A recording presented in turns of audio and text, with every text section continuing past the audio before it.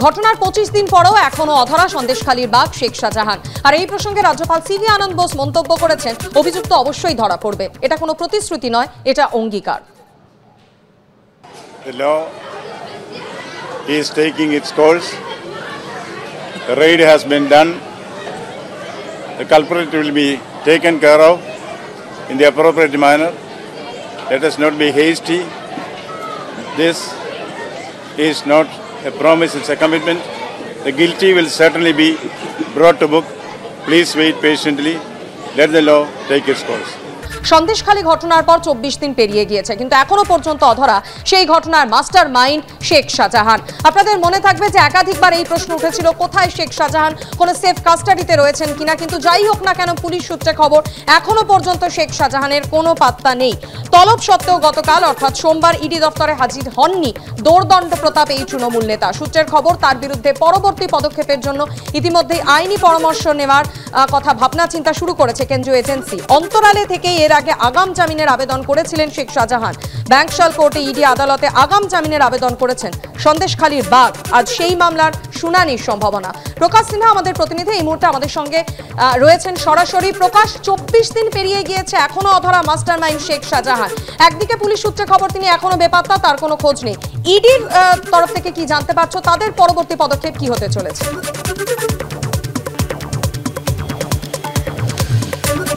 দেখো, 25 দিন হয়ে গেছে এবং শেখ শাহজাহানকে খুঁজে পাওয়া যাচ্ছে না। আমরা দাঁড়িয়ে রয়েছি ব্যাংকশাল কোর্টের যে ইডির স্পেশাল কোর্ট, পিএমএলএ কোর্ট, সেই কোর্টের সামনে। এবং গতকাল তুমি জানো, শেখ শাহজাহানকে তলব করা হয়েছিল। ইডি আধিকারিকরা সকাল 11টা নাগাদ তলব করেছিলেন। এবং আমরা যেটা সূত্র মারফত খবর পাচ্ছি যে গতকাল শেখ শাহজাহান তিনি হাজিরা দেননি, কিন্তু শেখ শাহজাহানের একজন আইনজীবী, জুনিয়র আইনজীবী, গতকাল রাতে হঠাৎ সিজিও কমপ্লেক্সের ইডি দপ্তরে পৌঁছে যান এবং পৌঁছে গিয়ে একটি আবেদনপত্র অর্থাৎ পিটিশনের কপি জমা দেন। সেখানে দেখা যাচ্ছে, যেটা সূত্রের মারফত খবর পাওয়া যাচ্ছে, যে শেখ শাহজাহান আইনজীবীরা তারা কিন্তু ব্যাংকশাল কোর্টের যেটা PMLA court, ED special court, সেই কোর্টে আগাম জামিনের আবেদন জানিয়েছেন। কেন জানিয়েছেন?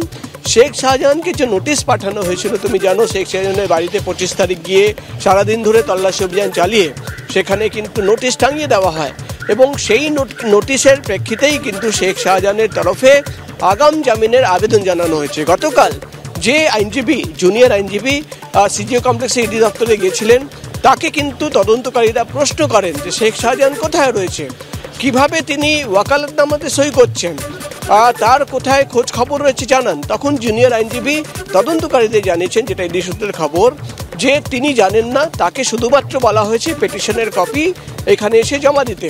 এবং তারপরেই কিন্তু আমরা সূত্র মারফত খবর পাচ্ছি যে আজকে শেখ শাহজাহানের আইনজীবীরা ইডির পিএমএলএ কোর্টে তারা কিন্তু মেনশন করবেন যে আজকেই এই মামলা শুনানি করা হোক। অর্থাৎ একদিকে যেমন শেখ শাহজাহান গত 25 দিন ধরে তিনি অন্তরালে রয়েছেন, তাকে খুঁজে পাওয়া যাচ্ছে না, একাধিক মামলা রয়েছে, রাজ্য পুলিশের বিভিন্ন থানায় মামলা রয়েছে, ইডির আধিকারিকরা লুকআউট নোটিশ জারি করেছে তার নামে, তার পরিবারের সদস্যদের নামে, সে কিন্তু হাজিরা দিচ্ছে না। কিন্তু দেখা যাচ্ছে শেখ শাহজাহান আগাম জামিনের আবেদন তার তরফে করা হয়েছে।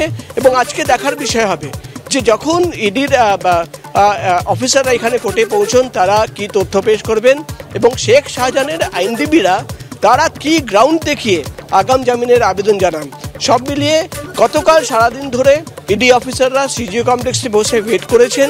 শেখ শাহজাহানের কাছ থেকে একাধিক প্রশ্নের তারা উত্তর চাইছিলেন। প্রাথমিকভাবে যেটা ইডি সূত্রের খবর, যে তারা জানতে পেরেছেন যে রেশন বন্টন দুর্নীতির যে মোটা অঙ্কের টাকা, কোটি কোটি টাকা বাংলাদেশে বা দুবাইয়ে পাচার করা হয়েছে, হাওয়ালার মাধ্যমে বাইরে পাঠানো হয়েছে, সেখানে কিন্তু শেখ শাহজাহানের একটা ইম্পর্টেন্ট রোল ছিল।